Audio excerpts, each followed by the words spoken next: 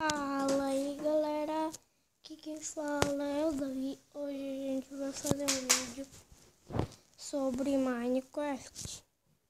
Como soltar pipa. Então galera, esse tutorial acho que vocês vão gostar. Então eu vou colocar aqui em primeira pessoa. Primeiro você tem que colocar 3 blocos aqui, ó. 3 blocos. Tirar essa redstone.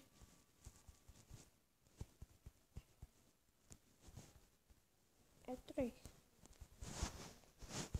E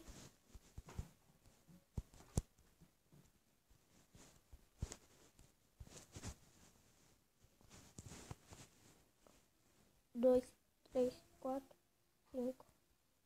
É 5 de altura, galera. Então você vai fazer aqui, assim, ó. Aí você coloca um morcego. Desculpem, galera. Eu acho que vocês já estão sabendo. Deixa eu colocar a porta. Aí você coloca o morcego e pescar. Aí aperta. Aí vem morcego. Se ele vir, vai dar certo. Então, galera, vai dar certo. Ele assim, ó. Vai, eu vou cortar.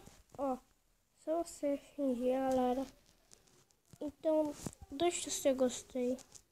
Então, vamos bater aqui 100 likes. Então, valeu e fui. Tchau.